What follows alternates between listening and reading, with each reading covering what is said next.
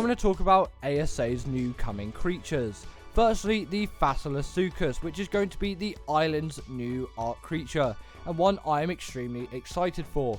And when you look at its base stats, you can tell this thing is going to pack a punch with its melee, have enough health to actually stand up to something, and have a very decent amount of stamina as well, while always having a reasonable torpidity stat. Its torpor isn't too bad.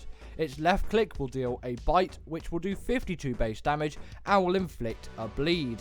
Its right click will do a headbutt parry, which will do 47 base damage. And if that is timed correctly, it will block all of the damage dealt, and that attack will be completely rendered useless. But it doesn't stop there. The Filas Suus is also immune to electrocution, bleeding, fire, radiation, and sandstorms. Definitely, this thing is going to be a really OP creature and one worth the tame. Next up, we have the Gigantoraptor.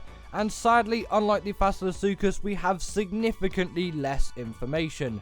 But we do know for a fact this thing will release on the Raasclark DLC map.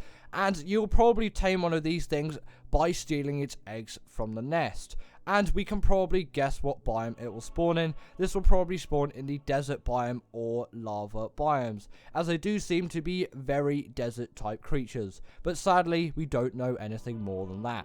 And next on the list is the Ling, or the original Kui, but now it's called Ling since the community crunch, whenever it was when they changed the name, which kind of makes sense as it relates to this thing being a sort of T-Rex-like creature.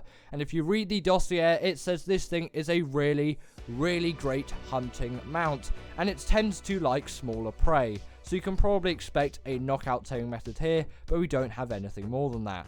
And next up, we have the Stalker.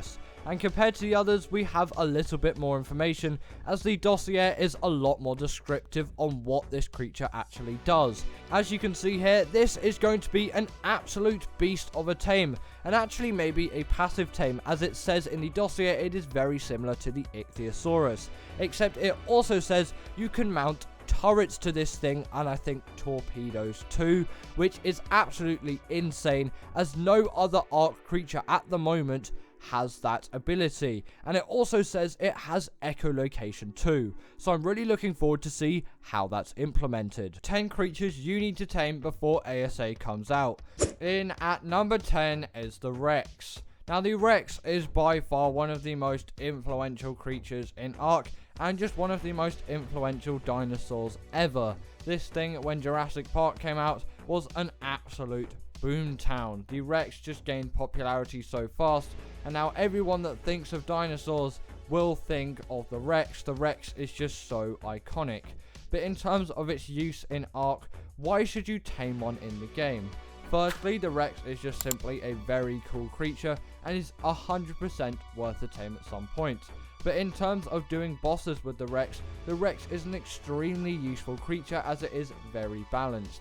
It has a very reasonable amount of health, it has a very reasonable amount of damage as well. Maybe just don't put it in water, as it doesn't really like that at all, and it is very slow in those conditions. But in terms of bosses, its health really does just keep it alive throughout those boss fights, and its damage is enough that it will sweep through all of those bosses with ease. And the fact that it has a saddle means it has easy access to getting some armor and some good defense, which makes this thing a really great combat creature. In at number 9 is the Snowowl. Now this thing did originally come out on Extinction, and it definitely has many uses on that map, but luckily now this thing is available on many other Ark maps that are free apart from the purchase of Ark itself, like Fjordur. Now in terms of the Snowowl's use, this thing has a crazy number of uses in the game. Firstly, like the Griffin, it has that all iconic gliding ability. But in terms of the Snowowl's glide compared to the Griffin's, the Snowowl's glide just feels a lot smoother and a lot more refined, and it is definitely a lot more satisfying to use than the Griffin's glide ability. But it is still going to get you to zip across the map with absolute ease. But also on top of all of that, they have many other uses too. Namely, they also have their heat seeking ability, which is extremely useful for any PvP scenario where a person is just sitting outside your base waiting to raid it, or they have run off after they've tried to raid your base. It is just really useful as you can quickly see wherever they are and dispose of them as you wish. And also it's great in a PvE scenario as you can just find creatures that may be small or hidden. Also, you're going to want to level up your stamina as these things will heal creatures, which is a really great ability. But just do remember that this will heal everything in its healing vicinity. It won't just heal your tame creatures, it will also heal wild creatures, which can be useful if you're doing taming, but it will also heal the enemy, so be careful when using that. In at number 8 is the Reaper. Now this thing definitely did take the world by storm when it came out, when Arboration came out.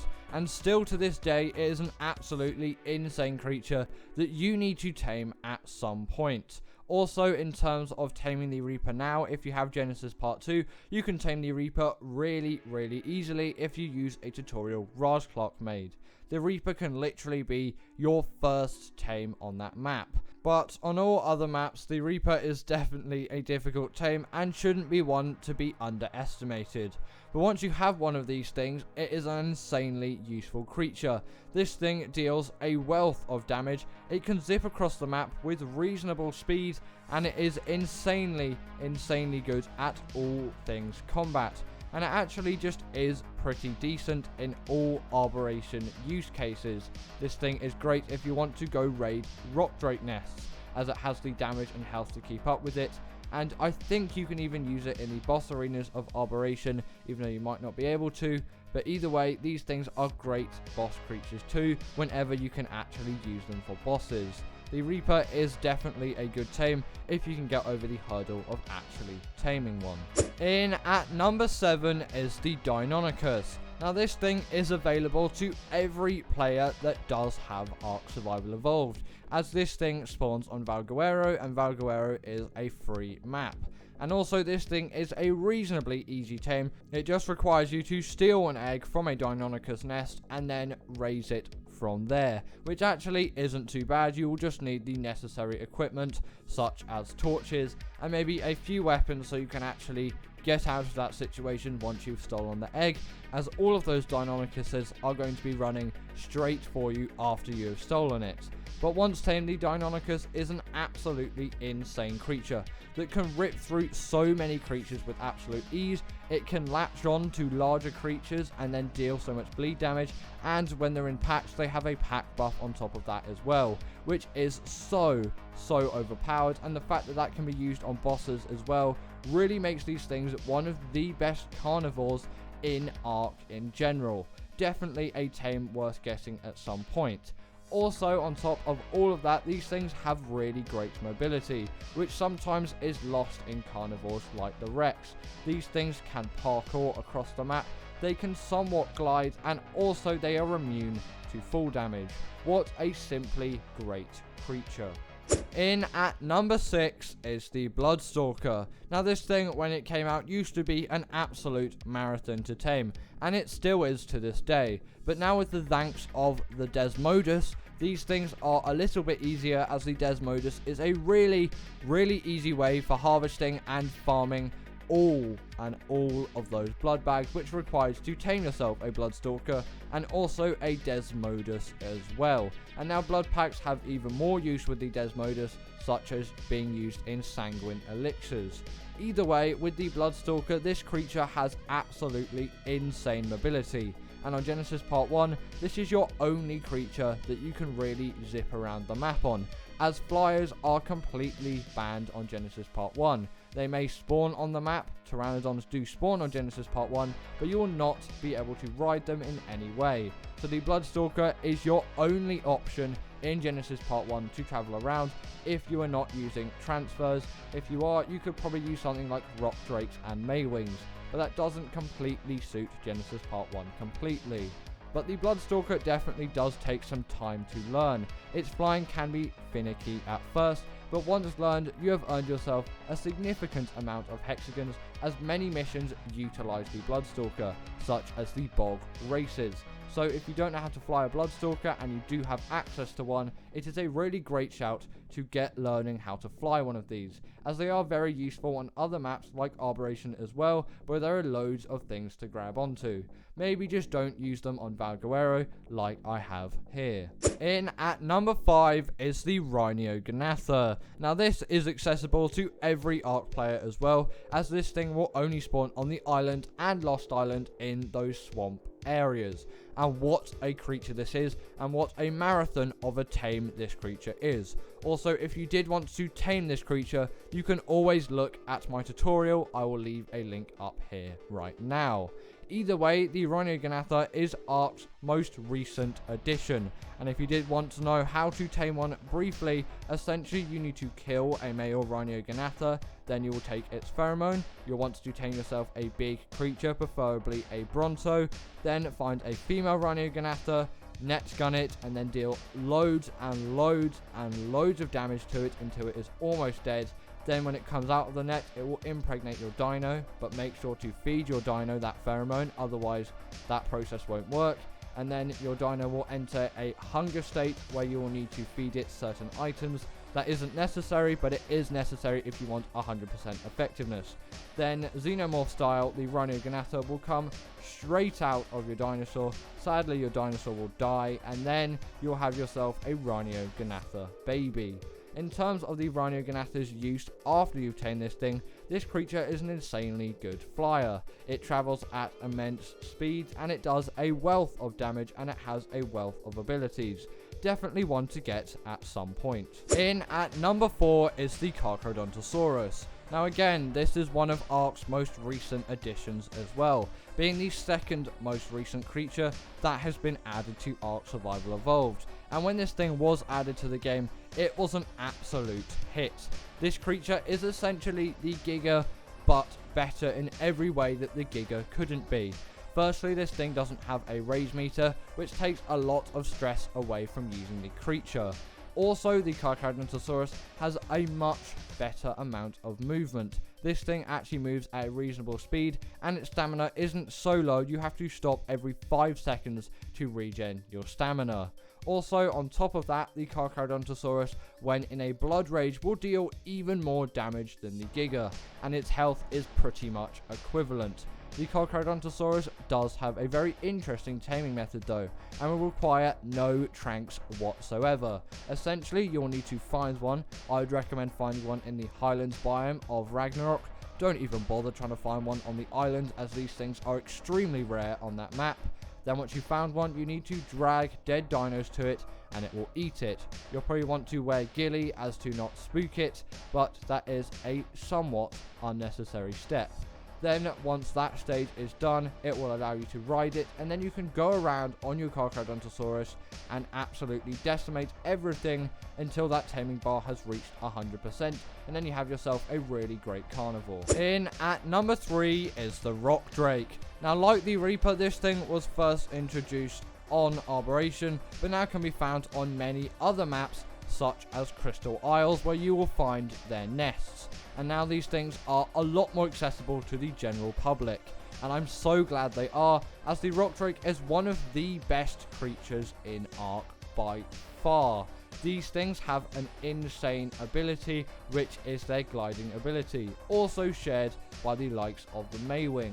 Now you may think flying is just much better of an ability to have instead of gliding, but once you get used to actually gliding on a creature, and I'm not great at gliding on a Rock Drake, I'm more adapted to Maywing gliding, these things can be as good or even better than flyers, as they're just so much more versatile, and they can travel the map so much faster than any other flyer could. Now, in terms of the Rock Drake, apart from its gliding ability, the Rock Drake deals a wealth of damage, and what would you expect from its huge, massive teeth? This thing is actually a really insane creature. You only need one of them, and you can very easily cheese Rockwell with absolute ease, which is the boss on Operation. I'm not talking about Rockwell on Genesis Part 2. Don't bring one Rock Drake to that. That will not go very well at all. The Rock Drake is a very versatile creature across many maps and is definitely one to be tamed at some point. And the way you tame it, if you heard before, you need to find their nest and again raise it, and the temperatures are very specific for this one, so you'll definitely need some air conditioners. Don't try and use campfires and all of that. Just use air conditioners for these things. It is so worth it to use air conditioners instead of campfires. Campfires usually don't work. In at number 2 is the Shadow Mane. Now, another very recent creature to Ark, coming out in Genesis Part 2. Yes, that was 2 years ago, but I would still classify this thing as a recent creature. And what an absolutely insane creature this is. The Shadow Mane has a wealth of abilities and a pack buff on top of that. It also does have the hydration buff shared over from the Spinosaurus, which will boost its damage even more, and with mate boosts and all of that, this thing can become an absolutely insane fighter. And it has a wealth of mobility as well. These things can jump insanely high and can even teleport across the map and go invisible. The uses for these things are pretty much endless, especially for bosses and also just general tasks in Ark. The Shadow Mane is one of the best creatures, if not the best creature, for doing the job. But also, sadly, their taming method is pretty rubbish and will take a lot of time and a lot of effort to get done. Essentially, you get fish baskets and you have to feed it to them while it's asleep. Sounds easy, it's not. And finally, in at number 1 is the Maywing. Now, I would consider the Maywing the best creature in Ark by far, and I urge everyone that has access to taming a Maywing to tame one of these things. They are insane for doing any kind of breeding with their milk ability. They can also steal enemy tames while they're being raised. You may have not known that fact. And also, they are by far some of the best travel mounts in Ark. Actually, I would say the best travel mount in Ark. Their gliding is just so much smoother than the Rock Drakes, and I'm actually adapted to using it. So again, I do have some bias there, as I have spent a lot more time with the Maywings than I have Rock Drakes. But either way, the Maywings are just so fast when gliding around the map. As you can see here, I can get across so many things so quickly, and my game is stuttering a lot because of this, as it's struggling to load in all of the things, as I'm simply going so fast the engine can barely handle it, which is when you know you have a fast creature. And that, by the way, was on official speeds, which is a bit crazy. But also, considering it's a glider, you can level up its movement speed as well, but I doubt that would do anything in flight. The Maywing is an extremely good creature every Ark survivor should tame. But anyway, that was the end of today's video, and I hope you enjoyed. Also, comment your top 10 creatures you want to tame before ASA comes out, and I will see you all later. Bye.